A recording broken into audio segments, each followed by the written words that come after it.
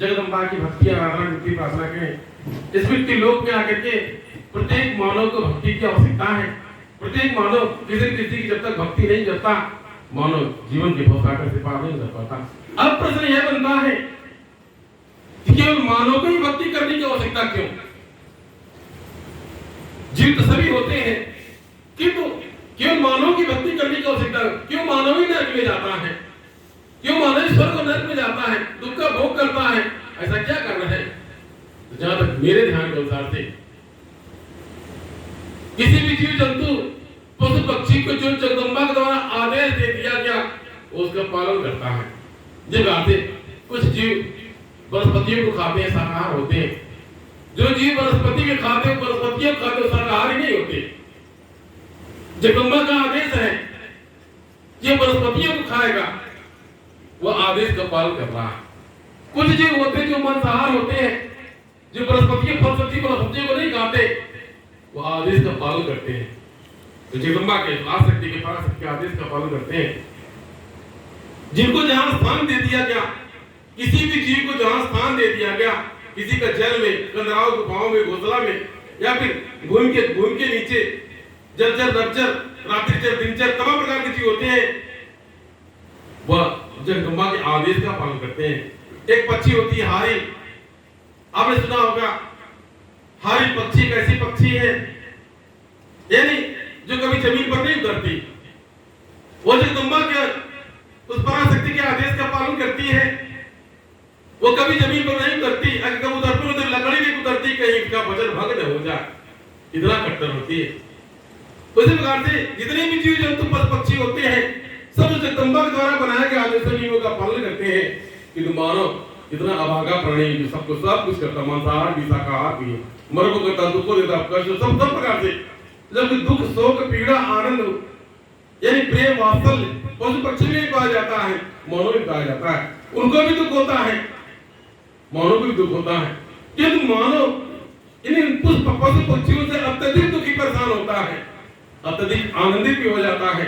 जितना आनंदित होता है उससे ज्यादा कहीं दुख पीड़ा मिलता है। इसलिए पशु पक्षी को भक्ति करने की आवश्यकता, वही उनकी भक्ति है। ये जो वचन उनको मिल गया, शेर को आदेश है, तो क्या क्या ग्रहण करेगा, कहाँ रहेगा, उसी का पालन करेगा। जीव जंतु जल में रहने वाले जीव जंतु, उनका जल में घर द्वार, जन्म होगा, जन्म दिन अंत हो जाएगा, वही उनकी भक्ति है। वो अपने कर्म को करते हैं, जन्म को स्वर्ग नरक से कोई मतलब नहीं है। एक जो आदेश था उस पराशक्ति का, उदार शक्ति का, जिस जीव में जिस रूप में आया, उसने उस जीवन में अपना निर्वहन किया और यदि चला गया, उसको स्वर्ग नरक मुक्ति मोक्ष की आवश्यकता नहीं।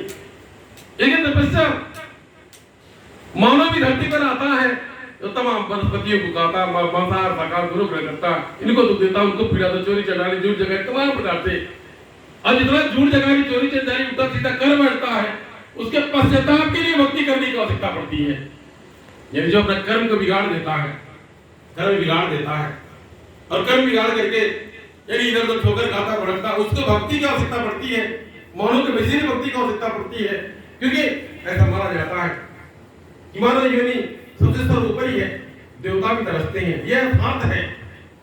यानी मानव जीव एक ऐसा जीव है, देवी देवता भी तरसते हैं, मृत्यु लोक में आकर के माता पिता के माध्यम से जन्म लेते हैं। कभी भगवान राम ने, भगवान श्री कृष्ण ने इत्यादि अनेक देवताओं ने जन्म लिया, देवी देवताओं ने जन्म लिया और मृत्यु लोक के दुख और सुख का भोग किया और सबको जनमानस में सबको यानी सीख सिखाए देकर के चले गए। यह सिखाया दिया, यह मृत्यु लोक है, मैं भगवान होकर के धरती पर आया, माँ के गर्भ से जन्म हुआ कि मैं सुखी नहीं रह सका। जब माता सीता हुई या फिर श्री राम हुए, श्री कृष्ण हुए, जितने भी हुए, उन्हें संदेश दिया कि जब मैं भगवान होकर के धरती पर आया, मैं सुखी नहीं रहा, लोगों के ताने बाने सुनना पड़ा, दुख का भोग करना पड़ा, कितना पीड़ाएं झेलना पड़ा कि तुम तो साधारण मानव हो, और तुम साधारण मानव करके मृत्यु लोक का भोग कर रहे हो, जो समस्या आ रहा है उसको तो झेलना पड़ेगा, मैं झेल सकता हूँ, तुम भी झेल सकते हो। ये संदेश देकर गया, क्योंकि मानव नहीं समझ पाता। तुम्हें कहने का भाव था कि आप अपने जन्म भी मन के भ्रम भटकाहट से परे हो जाइए, कुछ अच्छा कर्म कीजिए, सदकर्म कीजिए, जिससे जीवन सार्थक हो। आपके माता पिता ने अच्छा कुछ कर्म किया, आज सुखी है, ठीक ठाक है, या हो सकता है आपके पूर्वजों ने कुछ अच्छा कर्म किया हो, आज ठीक ठाक रहकर खा रहे बाल गोपाल, आपका बाड़ी फुलवारी हरा भरा। इसे आज तो जब अच्छा कर्म कीजिए, अच्छा सत्कर्म कीजिए, अच्छा कार्य कीजिए, ताकि आपके आने वाले वंश कुल पीढ़ी जितने भी हैं वो अच्छा जीवन व्यतीत करें और सब ठीक ठाक हो। जब दरबार के